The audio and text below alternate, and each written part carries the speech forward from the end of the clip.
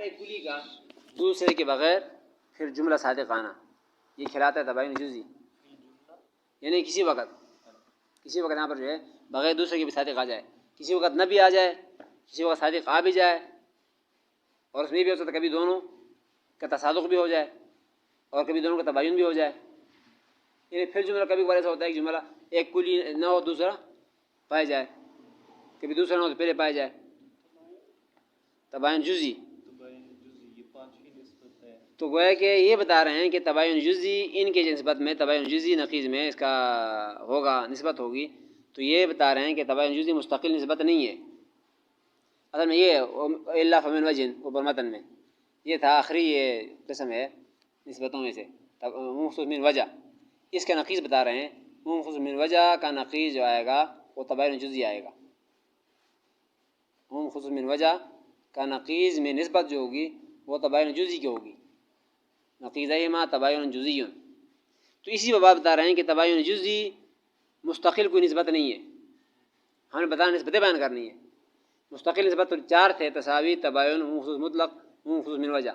یہ تباین جزئی کوئی مستقل نسبت نہیں ہے, لیکن کیونکہ یہاں پر خرابی بنتی تھی اس کے نقیضوں میں نسبت ہم بنائیں تباین کلی کا تو پھر یہ مخصوص من وجہ بالکل رہ جاتا تھا. مخصوص من وجہ والے بنائیں تو پھر تباین رہ جاتا تھا. حالانکہ اس میں ایک حصہ تباین کا بھی ہے مخصوص من وجہ کے اندر اور ایک حصہ مخصوص من وجہ کا اپنا ہے. ایک فرد اس کا کیا ہے مخصوص من وجہ کا اور ایک فرد تباین کلی کا من وجہ کا. یہ اس کا اپنا من وجہ کا ایک یہاں پر جو ہے فرد اس کے اندر بھائی. تو گویا کہ تباین کلی یہ دو فرد اس کے ہوتے ہیں. ایک فرد گویا کہ یہاں سے لیے مخصوص من وجہ سے اور ایک فرد لیا ہے تباین کلی سے. ان دو کو ملا دیا ہے تو بن گیا تباین جزئی. تباین کلی بھی نہیں بنا مخصوص من وجہ بھی نہیں بنا. انہوں نے یہاں پر بنا دیا تباین جزئی. اور آپ بتائیں تباین جزئی ہوتا کیا ہے؟ کہتے ہیں کہ دو کلیوں میں سے ہر کلی کا دوسرے کے بغیر پھر جملہ صادقانہ کی چیز پر. جیسے کہ مثال اس کا حیوان اور ابیض. حیوان اور ابیض کبھی حیوان ہوگا ابیض نہیں ہوگا پھر جملہ صادقانہ. یعنی حیوان ہے لیکن ضروری تو نہیں کہ وہ ابیض ہی ہو. کبھی ابیض ہوگا یہ ابیض ہے لیکن حیوان نہیں ہے, یہ سارے ابیض ہے. یہ ابیض یہ ابیض ہے کپڑا ابیض ہے. اب پھر جملہ صادق آ رہے ہیں. اور کبھی ایسے بھی ہوگا کہ دونوں ہوں گے جیسے بطخ حیوان بھی ہے ابیض بھی ہے. اور کبھی ایسے بھی ہوگا کہ حیوان تو ہوگا لیکن ابیض نہیں ہوگا. ابیض نہیں ہوگا حیوان ہوگا جیسے کہ کوا ابیض نہیں ہے اسود ہے. اور کبھی کہ یہاں پر جو ہے ابیض ہوگا لیکن حیوان نہیں ہوگا. بہت زیادہ پتھر کر دو کوئی بھی چیز کر دو. تو یہ یہاں پر کہتے ہیں کہ ایک کلی کا دوسرے کے بغیر پھر جملہ صادقانہ یہ ہوتا ہے تباین جزئی. تو ان کے درمیان نسبت جو ہوگی وہ تباین جزئی والی ہوگی. مخصوص من وجہ کے اندر نسبت تباین جزئی والی ہوگی. یہ بتا رہے ہیں التباین الجزئی ہوا صدق کل من الکلیین بدون الآخر فی الجملۃ. تباین جزئی کہتے ہیں کہ دو کلیوں میں سے ہر ایک کلی کا صادق آنا ہوتا ہے بدون الآخر دوسرے کے بغیر. دوسری کلی کو چھوڑ کر ایک صادق آتا ہے پھر جملہ کی جگہ میں. کبھی ایسے بھی ہوگا صادق نہ بھی آئے گا لیکن کبھی کبھی ایسا ہوتا ہے کہ ایک کلی صادق آ جاتا ہے دوسرے کو چھوڑ کے دوسرے کے بغیر صادق آ جاتا ہے پھر جملہ کسی کبھی کبھار کسی جگہ میں. مثال دے دیے. اور میں نے بتایا اس کا ایسے بھی ہوتا ہے کہ دونوں صادق آ جاتے ہیں دونوں بھی ہوں گے جیسے کہ حیوان اور ابیض کا مثال دیا تھا کہ دونوں ایک ساتھ ہو سکتے ہیں. کبھی دونوں نہیں ہوں گے ایسے بھی ہوگا دونوں نہیں ہوں گے.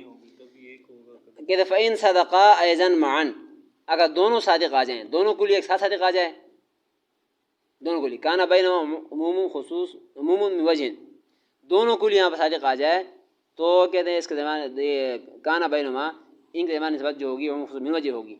وإن لم يصدقا یعنی دونوں صادق آتے ہوں تو پھر تو نسبت بن جاتی ہے عموم خصوص من وجہ کی. دونوں صادق آتے ہوں. وإن لم يصدقا معا اصلا اگر ایک ساتھ صادق بالکل ہی نہ آتے ہوں تو ہوتا ہے کانا بینہما تباین کلی. تباین کلی ہوتا ہے یعنی دونوں صادق آ جائیں دونوں دوسرے کے بغیر صادق آ جائیں تو خصوص من وجہ ہے. خصوص من وجہ دونوں صادق آ جائیں دوسرے کے بغیر تو خصوص من وجہ بن جائے گا. دونوں صادق کبھی بھی نہ آتے ہوں ایک ساتھ جمع ہوتے ہی نہیں ہے تو پھر یہاں پر تباین کلی بنتا ہے، تباین کلی. اور یہ ہم نے بیچ میں نکال دیا تباین جزئی، اس لفظ استعمال کیا ہے کہ دونوں کا تھوڑا تھوڑا سا پایا جائے، کچھ تباین کا اور کچھ مخصوص من وجہ کا. کہتے ہیں فالتباین جزئی يتحقق في ضمن العموم من وجه.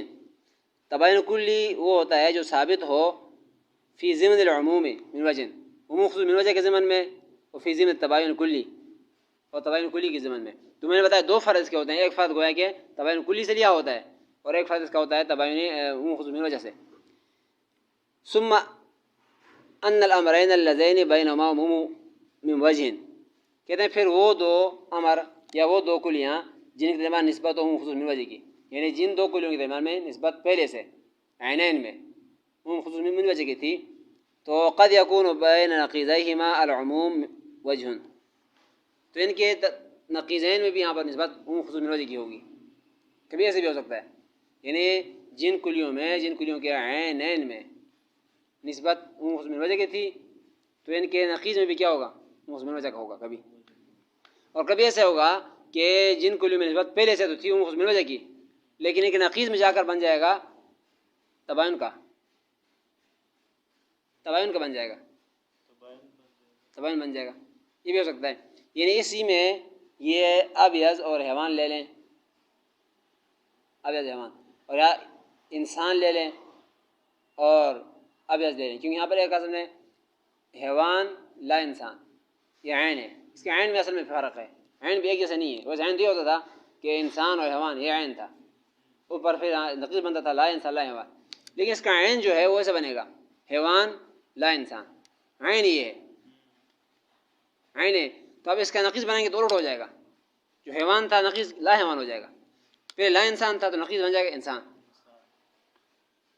اس لیے اس میں یہاں پر جو ہے فرق آتا رہے گا. کبھی اس کو یہاں پر جو ہے اس سے لا لگا دو، وہاں سے لا ہٹانا پڑے گا، وہاں پر لا لگا دو گے یہاں پر لا لگانا پڑے گا. مطلب نقیض پہلے کا جو نقیض تھا وہ دوسرے کا عین بن جاتا ہے، جو پہلے کا عین تھا وہ دوسرے کا نقیض بن جاتا ہے، کیونکہ اس کے عینین ایک جیسے نہیں ہے. عینین میں ایک میں نفی کی اس بات ہے، وہ اس میں ہو جائے نا. پہلے سے ان کا یہاں پر جو ہے عین میں جو اصل جملہ ہے اس میں بھی یہاں پر جو ایک جیسے نہیں ہے، دونوں اس بات میں دونوں ایک نفی ایک نسبت میں ہے. تو بعد میں جب اس کو الٹ کرو گے تو جو نفی تو اس کا اس بات کر دو گے، جو اس بات اس کا نفی کر دو گے. پہلے فرض کریں انسان تھا تو اب نقیض بناؤ گے لا انسان کر دو گے. پہلے یہاں پر جو ہے لا حیوان تھا، اب نقیض بناؤ تو حیوان کر دو گے. تو یہ بتا رہے ہیں کہ کبھی کبھار تو ایسے بھی ہو سکتا ہے کہ ان کے درمیان نسبت جو آئے گی ان کے ضدین میں، ان کے کیا نام ہے نقیض میں، وہ تباین جزئی والا ہی آئے گا. جیسے خود تھا ایسے نقیض بھی آئے گا، نقیض بھی ایسے ہی آئے گا، بدلے گا نہیں. اور وأيضا وقد يكون بين نقيضيهما عموم وجه. أيضا کل حیوان، ابھی مثال دی ہے دیکھیں، یہ جیسے خود تھے پہلے سے عینین ایسے ہی نقیض بھی آئے گا. کل حیوان والابیض، حیوان اور ابیض درمیان میں یہاں پر نسبت پہلے سے مخصوص من وجہ کی ہے، مخصوص من وجہ وہی بات ہے. مخصوص من وجہ کیسے کہتے ہیں کہ حیوان ہوگا ابیض نہیں ہوگا، کبھی ابیض ہوگا حیوان نہیں ہوگا، کبھی یہاں پر ابیض بھی ہوگا حیوان بھی ہوگا. بعض کبھی ایک طرف صدقہ ہے کبھی دوسرا صدقہ ہے، کبھی دونوں جمع بھی ہو جائیں گے، حیوان بھی ہو اور ابیض بھی ہو. ان میں مخصوص من وجہ ہے. اب ان کے نقیض بنائیں گے تو نقیض میں بھی نسبت ہوگی وہ مخصوص من وجہ کی.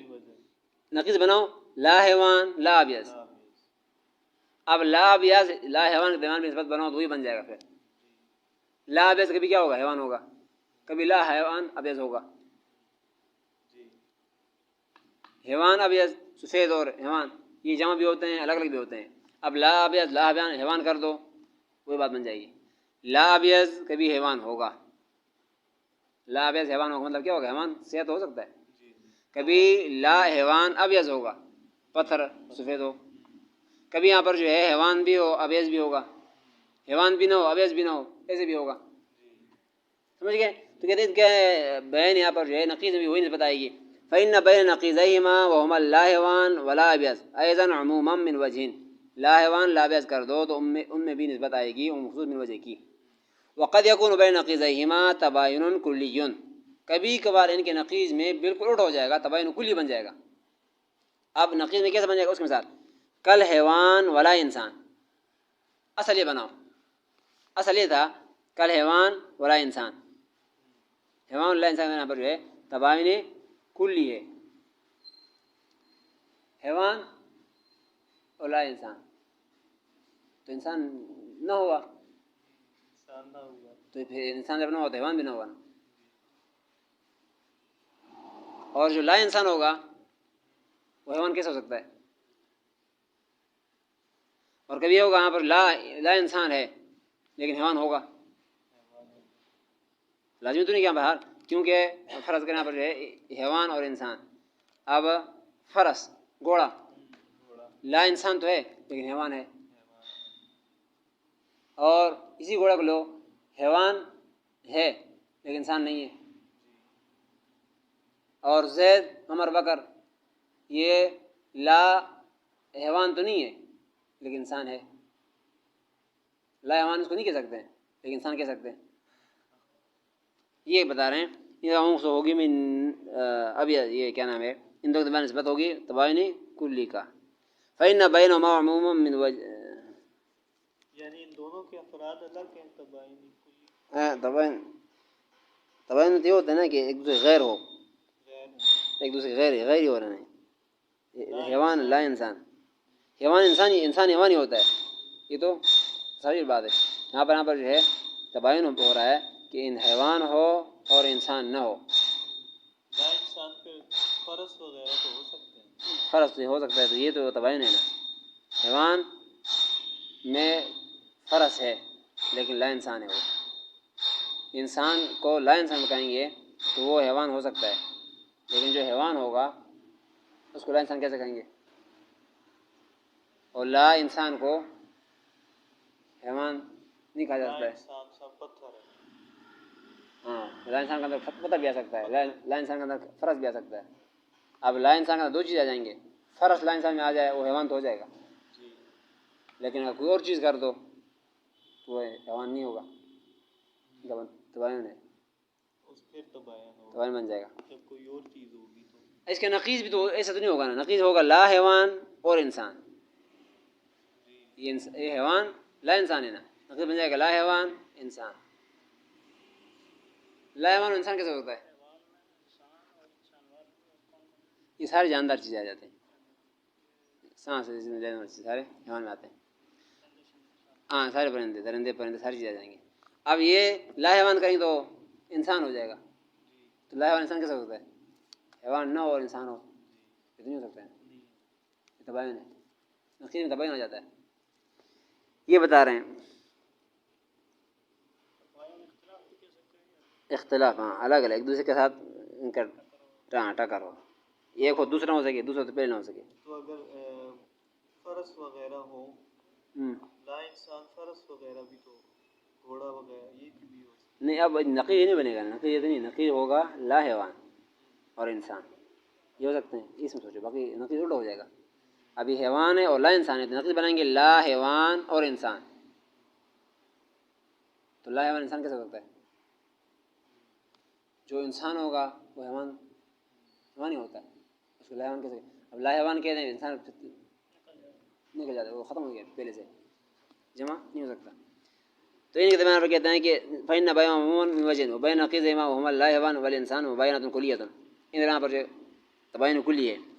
فلہذا قالوا، اس وجہ سے یہاں پر کہا ہے کہ ان بین نقیض العام والاخص من وجه تباین، یہ کہتے ہیں یہ سارے خرابی بنتی تھی، اوپر جو بتایا ان کے درمیان نسبت جو بتایا، کہتے ہیں اس وجہ سے منطقیوں نے کہا کہ ان بین نقیض العام والاخص، عموم خصوص من وجہ کہ نقیضوں میں تباین کلیا، تباین کلی نہیں ہوگا بلکہ تباین جزئی، تباین کلی کریں گے تو عموم خصوص من وجہ رہ جاتا تھا، اور اگر عموم خصوص من وجہ کرتے تو تباین رہ جاتا تھا۔ اس میں دونوں چیزیں کیونکہ ملانے ہوتے ہیں، ایک تباین سے لینا ہوتا ہے اور ایک عموم خصوص من وجہ سے، تو اس وجہ ہم نے بیچ میں تیسرے لفظ استعمال کیا ہے تباین جزئی، تاکہ یہ بھی نہ رہ جائے وہ بھی نہ رہ جائے۔ لا العموم من وجہ فقط، نہ صرف عموم خصوص من وجہ اس کی نسبت بنائیں گے، ولا تباین الکلی فقط، نہ صرف تباین کلی بنائیں گے، تباین کلی بنائیں گے تو عموم خصوص من وجہ رہ جائے گا، اور اگر عموم خصوص من وجہ بنائیں گے تو تباین کلی رہ جائے گا، اور کیونکہ یہ دونوں کا مکس یہاں پر نتیجے میں یہ بن جاتا ہے، اس لیے یہاں پر ہم نے کہا کہ درمیان نسبت ایسی ہوگی جو دونوں کو شامل ہو، ایک جز تباین کا ہو ایک جز عموم خصوص من وجہ کا ہو، اس کے لیے تیسرا لفظ استعمال کیا تباین جزئی، یہ مستقل نسبت نہیں ہے لیکن یہاں پر کیونکہ بنتا نہیں تھا اس وجہ سے ان کو مکس کر کے ایک نئے قسم بنایا۔ آخر دعوانا یہ سارا ہوائی ہوتا ہے منطق میں صرف سوچ کے ہوتا ہے باقی وجود اس کا ایسی ہمارا دماغ ہوتی ہے تشخیص ہوتا ہے ذہن کی بس ٹیوننگ کرنا ہوتا ہے